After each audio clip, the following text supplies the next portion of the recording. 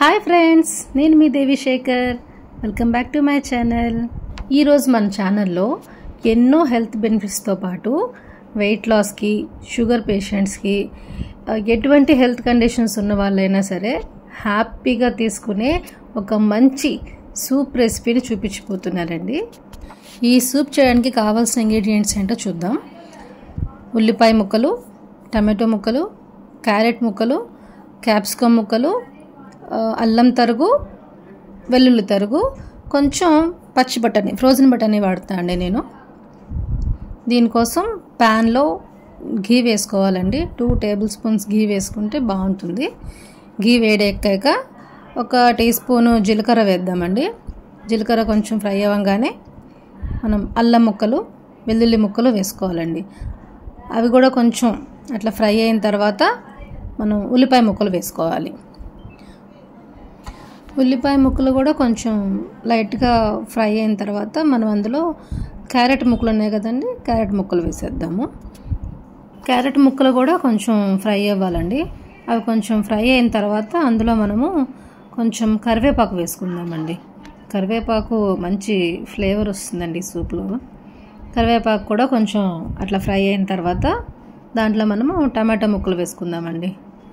ఈ టమాటా ముక్కలు కూడా కొంచెం మెత్తబడి వేగిపోవాలండి. అవి వేగిపోయిన తర్వాత మనం ఇందులోకి బఠానీ ఉన్నాయి కదండి, నేను ఫ్రోజన్ బఠానీ వాడుతున్నానని చెప్పాను కదా. సో ఇప్పుడు ఆ బఠానీ వేసుకోవాలి. ఆ బఠానీ కూడా వేసేసి ఇంకొంచెం సేపు దాన్ని ఫ్రై చేసుకోవాలండి. ఈ బఠానీ కూడా చక్కగా వేగిపోయిందండి. చూడండి, చక్కగా అన్నీ కూడా హాఫ్ పైనే మీకు కుక్ అయిపోయినాయి. ఇప్పుడు మనం ఇందులోకి ఎసరు పోసుకుందామండి. నేను ఇద్దరికి చేస్తున్నానండి ఈ సూపు, అందుకని 2 కప్స్ వాటర్ పోస్తున్నానండి. 2 కప్స్ వాటర్ పోసేసుకొని దీంట్లోనే మనకి రుచికి సరిపడా సాల్ట్ వేసుకోవాలండి. మన టేస్ట్కి తగ్గట్టుగా సాల్ట్ వేసేసుకోవాలి. నెక్స్ట్ ఇందులో మనకి కారం కోసం అని చెప్పి నేను మిరియాలు అప్పటికప్పుడు ఇట్లా మనము క్రష్ చేసుకున్న మిరియాల పొడి 1 టీ స్పూను అట్లా వేసేసుకొని ఒకసారి అట్లా కలిపేసేసుకోవాలండి. కలిపేసేసుకొని దీన్ని మనం బాయిలింగ్ కోసం అని చెప్పి మూత పెట్టేసేసి బాయిలింగ్ చేసేసుకోవాలి. ఆ వెజ్జెస్ మరిగేలోపు ఈ సూప్కి కావాల్సిన మెయిన్ ఇంగ్రీడియంట్ అండి, ఇదిగోండి జొన్నలు. ఇదేనండి మెయిన్ దీనికి. ఈ జొన్నలు ఉన్నాయి కదండి, ఈ జొన్నల్ని కొంచెం మనం మిక్సీలో వేసుకొని చక్కగా ఎంత మెత్తగా అయితే అంత మెత్తగా మిక్సీలో పిండి కొట్టేసేసుకోవాలండి. మీ దగ్గర జొన్న పిండి ఉందనుకోండి, జొన్న పిండి కూడా వాడుకోవచ్చు. లేకపోయినా ఈజీగా మనం ఇట్లా చేసేసుకోవచ్చు ఇంట్లోనే. ఇదిగోండి, నేను మిక్సీ పట్టేశాను పిండిని. 2 టేబుల్ స్పూన్స్ తీసుకుంటున్నానండి నేను, ఎందుకంటే 2 కప్స్ వాటర్ పోసుకున్నాను కదండి. సో 2 కప్స్కి 2 టేబుల్ స్పూన్స్ జొన్న పిండి తీసుకుంటున్నాను. ఇదిగోండి, 2 టేబుల్ స్పూన్ జొన్న పిండి తీసుకొని దీంట్లో కొంచెం నీళ్ళు పోసుకొని మనము ఉండలు లేకుండా మంచిగా దీన్ని బాగా కలిపేసుకోవాలండి. ఉండలు లేకుండా కలుపుకుంటే మనం తర్వాత సూప్లో పోసుకున్నప్పుడు తొందరగా అది ఇదవుతుంది, లేకపోతే మళ్ళీ ఉండలు కట్టేస్తుంది, అందుకోసమని. సో ఉండలు లేకుండా మంచిగా ఇట్లా కలిపేసేసుకోవాలండి. కలిపేసేసుకొని ఇప్పుడు అక్కడ మనకి మరుగుతుంది కదండి ఆ సూపు, దాంట్లోకి చూడండి చక్కగా మరిగింది. ఇప్పుడు దీంట్లో మనం ఇక్కడ ఉండలు లేకుండా కలిపి పెట్టుకున్న జొన్న పిండి ఉంది కదండి, దాన్ని పోసేసుకోవాలి. పోసేసుకొని ఒకసారి అట్లా కలిపేసేసుకొని ఇప్పుడు మనం సాల్ట్ కూడా ఒకసారి చెక్ చేసుకుందామండి.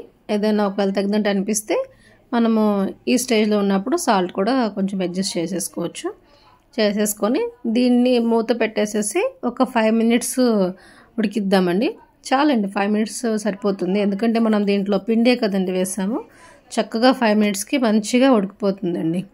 ఇదిగోండి, ఒకసారి మళ్ళీ మూత తీసి చూస్తున్నాను. చూడండి, చక్కగా ఉడికిపోయిందండి. ఎన్నో హెల్త్ బెనిఫిట్స్ ఉన్నాయండి ఈ సూప్లోని, చాలా మంచిది. ఇదిగోండి, చక్కగా ఇట్లా మరిగిపోయిన తర్వాత ఇందులో కొంచెం మనం కొత్తిమీర వేసేద్దామండి. కొత్తిమీర వేసేసుకుంటే ఒకసారి అట్లా కలిపేసేసుకొని ఇంకా స్టవ్ ఆఫ్ చేసేద్దామండి. స్టవ్ ఆఫ్ చేసిన తర్వాత ఇందులో మనము ఒక 1/2 చెక్క నిమ్మకాయ ఉంటుంది కదండి, ఆ నిమ్మరసము కొంచెం వేసేసుకుంటే సూప్కి మంచి టేస్ట్ వస్తుందండి. అంతేనండి, సూప్ రెడీ. ఇప్పుడు దీన్ని మనం సర్వింగ్ బౌల్లోకి తీసుకొని సర్వ్ చేసేసుకుందాం. ఇదిగోండి, సూపర్ టేస్టీ అండ్ హెల్దీ మంచి వెయిట్ లాస్ సూప్ రెడీ అండి. ఈ హెల్దీ సూప్ మీకు నచ్చినట్లయితే ప్లీజ్ లైక్ చేయండి, షేర్ చేయండి అండ్ సబ్స్క్రైబ్ చేసుకోండి. Thank you.